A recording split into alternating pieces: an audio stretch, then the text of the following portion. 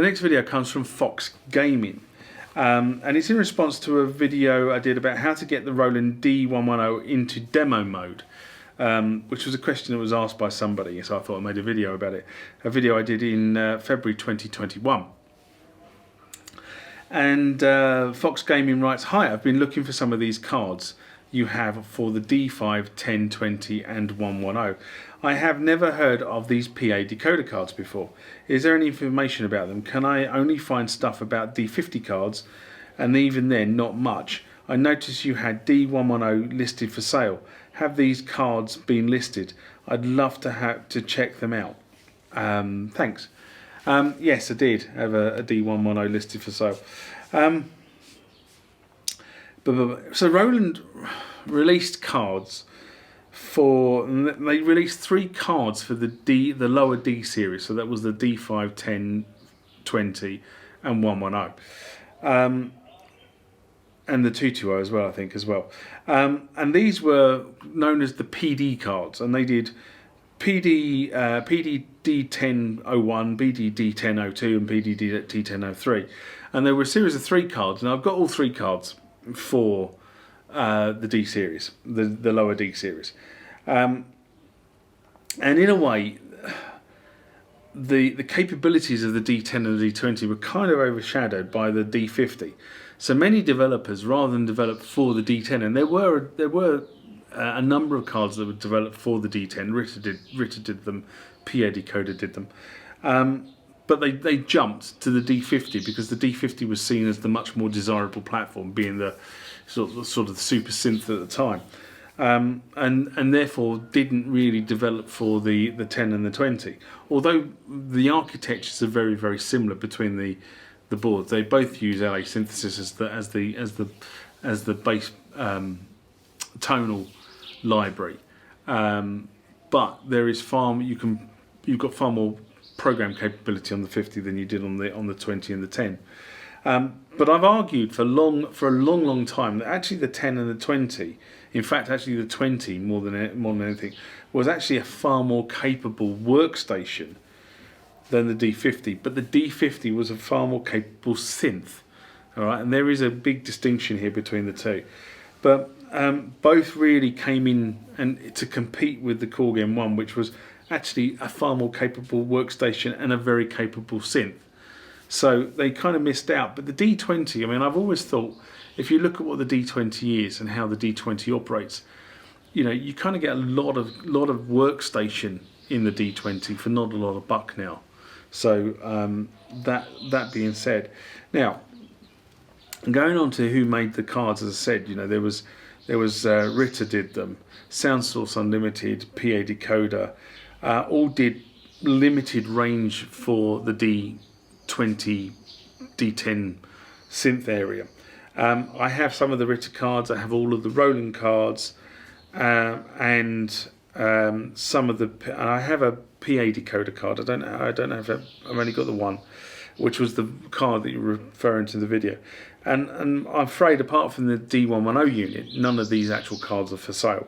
But I was thinking of using my D20 disk drive to see if I could make the tones available from the cards as part of media replacement.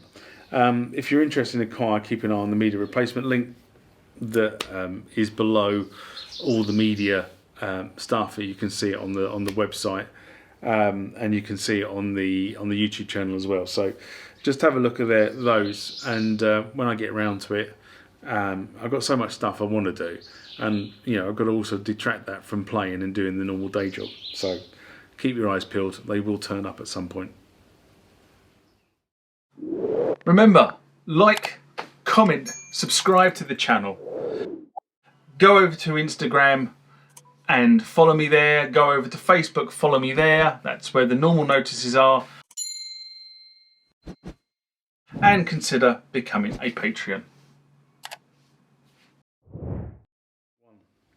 This next one comes from Scott G. And he writes, in response to how to set the MIDI channels on the Yamaha DX7 Mark II, a video I did in February 2016, a long time ago. And Scott writes, "Hey, thanks for the video. I was wondering, is it possible to transmit MIDI out of two separate channels in split mode. For example, to have the lower have half of the keyboard sent on one channel and the upper half of the keyboard sent on the other channel. Thanks. Ooh, and I had to think about that one. I really did have to think about that one.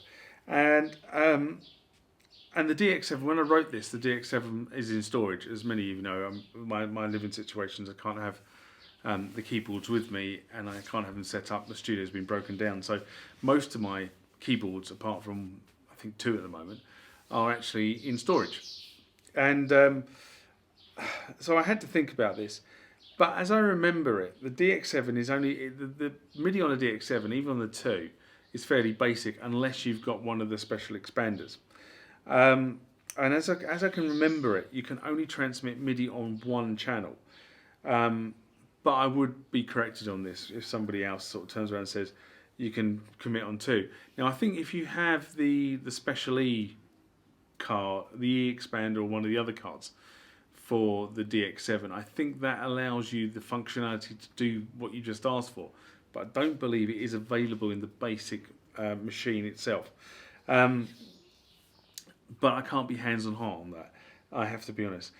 You can actually solve this with a piece of hardware, and this is what things like the Roland A220 were for, because that would allow you to receive a MIDI on a single channel and then put splits actually into the keyboard, so that different parts of the keyboard would disappear off down different channels. So for example, if you put a split point at, I don't know, let's say B3 on the keyboard, you could then program it into your A220, and it would take your MIDI signal, and anything played below B3 would be sent on one channel, and anything played on above B3 would be sent on another channel.